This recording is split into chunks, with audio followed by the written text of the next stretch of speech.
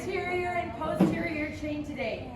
So we're going to be stabilizing and working with our anterior chain, which is the front of our body, and we're going to be alternating that with stabilizing and working the posterior chain, which are the major muscle groups in the back of our body. So lots of glute, hamstring,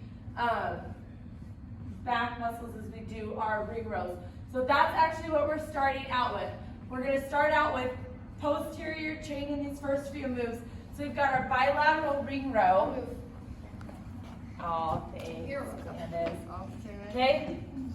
So we're going to grab our two rings here. Today, we're not keeping our elbows closed. We want to mimic a pull-up. So we're pulling out with our elbows, okay? Keeping our shoulders down away from our ears so we're not shrugging our shoulders up as we do this. We're relaxing them down and pulling back so that we activate those back muscles and we activate that posterior chain all the way down. With our heels digging into the ground, we should be able to turn on our hamstrings and glutes also. Then we're going to go and grab a kettlebell, and we've got our kettlebell glute bridge pullover. So we're going to be into our glute bridge, which means posterior chain again. Okay, so inhale, and as you exhale, roll those hips up until you are in this bridge position. You can feel that weight in the heels of your feet, so your toes should move pretty freely. And you're going to take that kettlebell overhead and then bring it up with your exhale. Okay, so you're pulling it back, inhale, exhale, pull that belly button in, squeeze those glutes nice and tight as you come up to the top, and then inhale back down. So you have 15 of these. And I will say there's 12 of the ring row, and then there's 15 of these glute bridge kettlebell pullovers. Then we go into our deadlift. So posterior chain again. When we go into our deadlift, hinge. You want to bend your knees a little bit. You want to hinge those hips back and pull that bar as close to your shins as you can, okay? With these deadlifts, we want to keep that barbell close to us, and then we use our glutes, squeezing our glutes, weighs in the outside and backs of our feet as we pull that bar up in that deadlift. Then we're going to hinge back down, stretch. You should feel a stretch through those hamstrings, and you're going to pull up and fully extend those hips and squeeze those glutes at the top, okay? So, deadlifts, you have 12 to 15 of those. That's a good one because it's a little more simple mechanically to go heavy and to push yourself with. It's also, these are some of your bigger, stronger muscle groups. So to work them a little more, put on a little more weight than you did last time. So then we've got our overhead box squat with the dumbbell. So we're going to grab a dumbbell, okay? It has a tricep extension in it too. So we'll grab a box from over here. Okay, so we are stabilizing this dumbbell overhead. So we need to make sure that when it goes over, we're fully extended and we're not out here or behind us, and it's straight over our head, fully extended, okay? We're going to, our feet are shoulder width apart. We're gonna squat down onto the box and then come up, and then we've got a tricep extension, so that dumbbell's gonna drop down behind our head, and then we're fully extending back up, okay? And then we're going down into our squat and then coming up.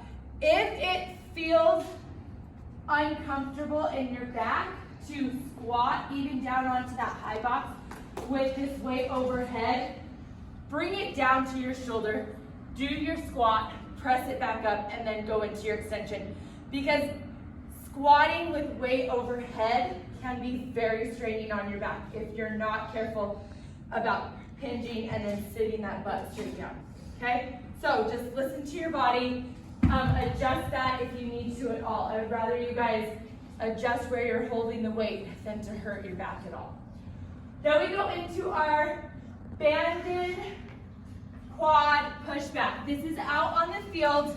The bands with the handles are out there.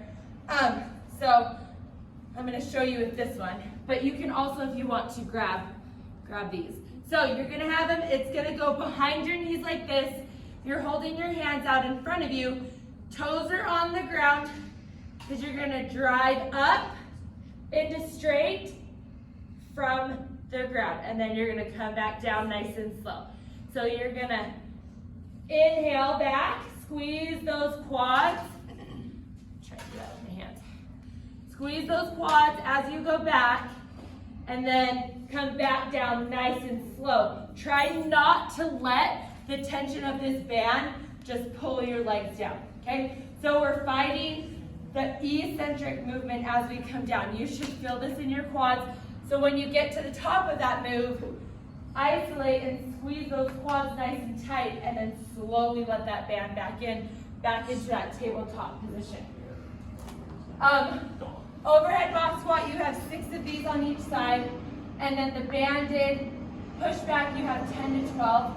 Then you're gonna grab a plate, and you have a reverse plate squat walk with plate thruster. So you've got 16 squat walks. So we're here, okay? Plate's just gonna come down each time you go back. So you have 16 here. Trying to keep your chest from facing the ground as much as possible. Okay, so sit that butt down. You've got 16 of those. Then when you get to 16, you've got 5 thrusters, so that plate's gonna come down in front of you. You're gonna push it up, and then you have 16 squat walks back, and then 5 more thrusters. So, do the math on that one. It's a lot of squat walking. And then when you go back, are you going forward? Nope, you're gonna go back again. It's reverse and reverse.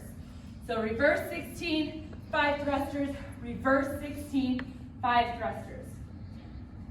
So you're gonna do that twice. The next thing we're doing out there is a dumbbell push-up with a curl. So we're gonna have two dumbbells. Another one behind you. Another one behind you. Oh, perfect. Different size though.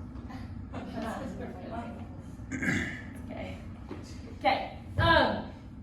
I'll switch it because my right side is my weak side anyways. Okay.